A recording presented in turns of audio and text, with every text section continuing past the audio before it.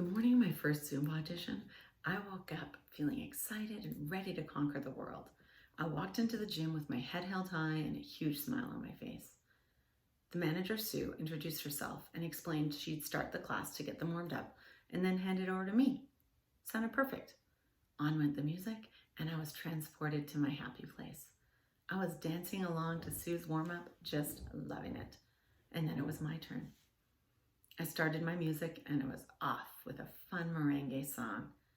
But seconds later, a call came through on my phone over the loudspeakers. How? My phone was on silent. I flew over to decline the call and try to figure it out, and she told me that I had to put it on silent and do not disturb. Strike one. Focus, Emmy.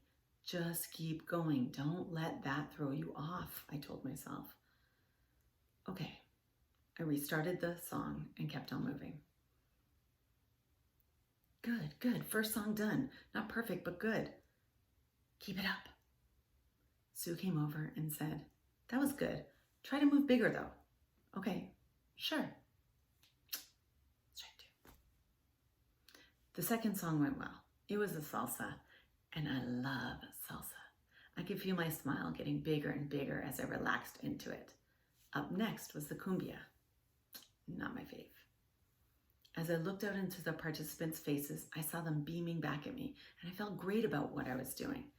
This is what I was meant to do. Just then, I caught Sue's eye, and she gestured to make it even bigger.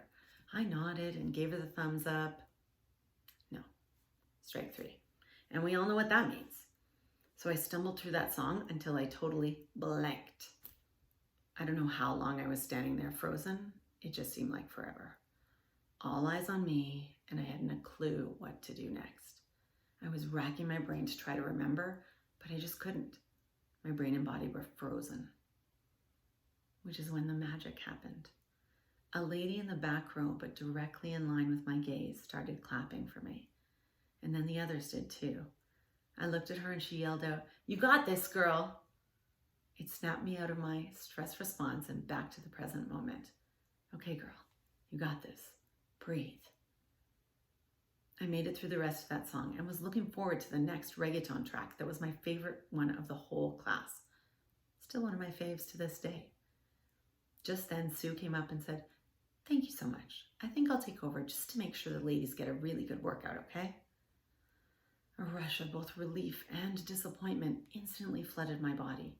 I knew I wasn't doing the class justice, but I was just about to hit my best track, and she wasn't going to see it now. I graciously nodded and stepped back into the back row to participate with my head hung low.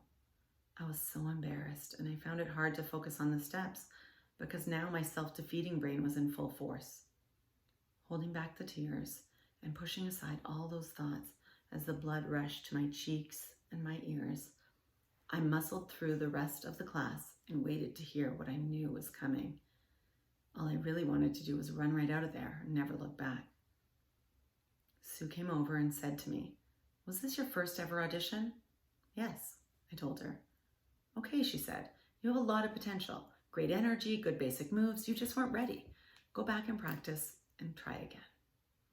I walked out of there able to have my head held high again.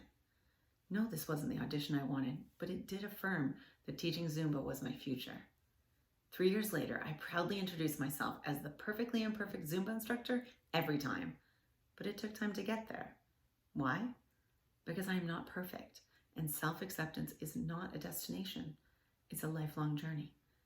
I realize that sometimes I'm not as far along that path as I thought, but so be it.